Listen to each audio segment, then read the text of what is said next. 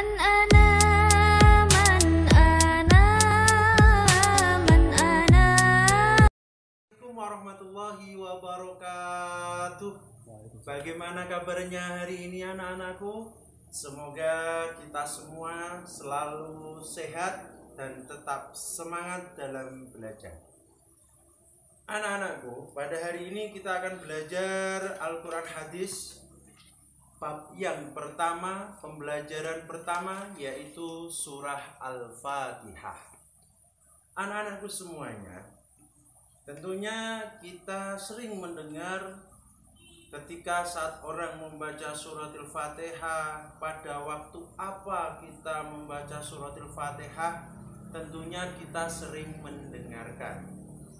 Maka dari itu, hari ini Pak Syafi ingin membahas tentang suratul Fatihah. Surah Al-Fatihah itu terdiri dari 7 ayat. Surah Al-Fatihah diturunkan di kota Makkah. Maka dari itu, surah Al-Fatihah ini termasuk golongan surah Makkiyah. Apa arti surah Al-Fatihah? Kita sering mendengar Al-Fatihah, Al-Fatihah, Al-Fatihah, tapi kita tidak tahu artinya. Maka dari itu silahkan disimak. Surah Al-Fatihah atau Al-Fatihah artinya adalah pembuka. Maksudnya begini. Setiap kita mengawali suatu kegiatan, entah itu membaca Al-Quran atau kita sedang ngaji, itu sebaiknya kita membaca suratul Fatihah terlebih dahulu. Selain itu, surah Al-Fatihah terletak di halaman pertama di dalam Al-Quran. Maka dari itu Al-Fatihah itu disebut surah pembuka. Anak-anakku yang saya cintai dan yang saya banggakan, surah Al-Fatihah itu memiliki 3 nama. Yang pertama yaitu Ummul Quran. Yang kedua yaitu Ummul Kitab. Yang ketiga yaitu As-Sab'ul Mathani. Artinya, atau Pak Syafi'i jelaskan, yang dimaksud dengan Ummul Kitab itu adalah yang dimaksud dengan Ummul Quran itu artinya adalah induknya Al-Quran.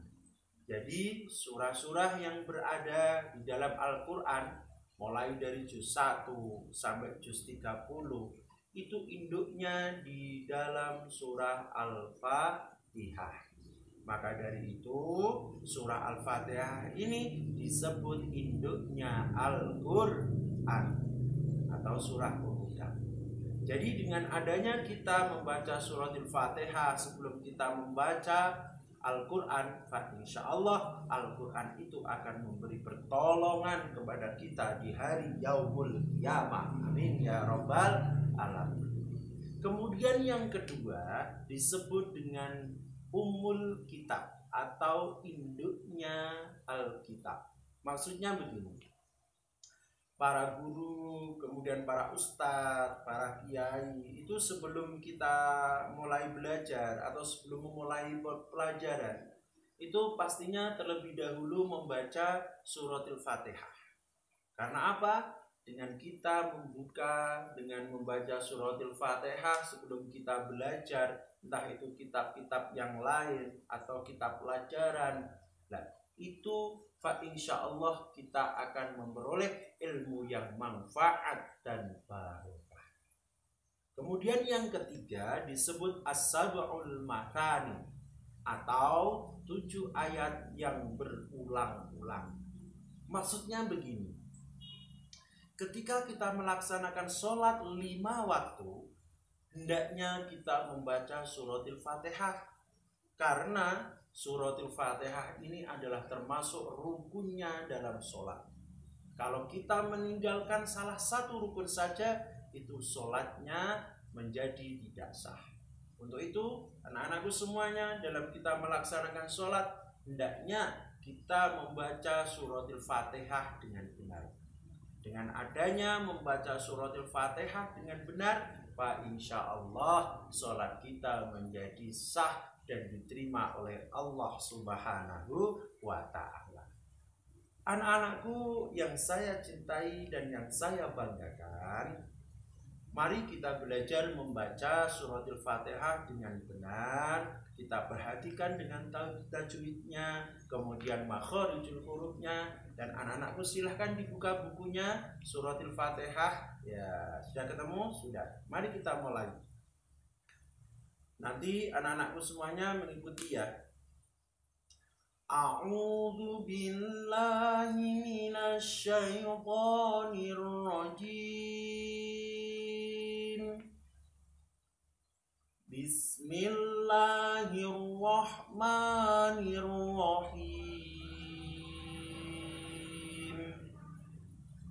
Alhamdulillahi rabbil alamin.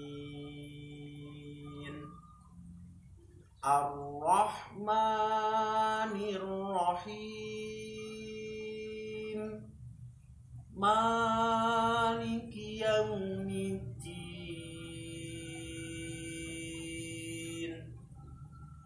Iyyaka na'budu wa iyyaka nasta'in.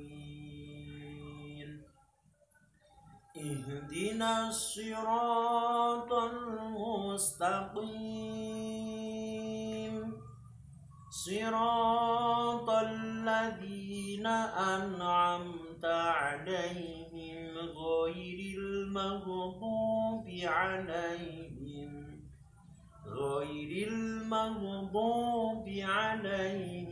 waladdallin.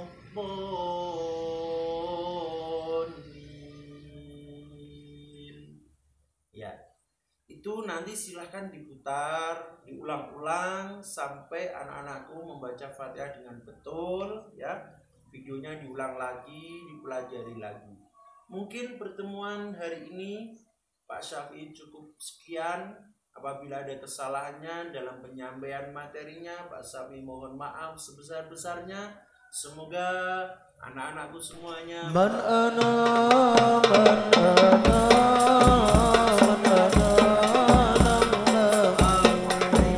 kaifa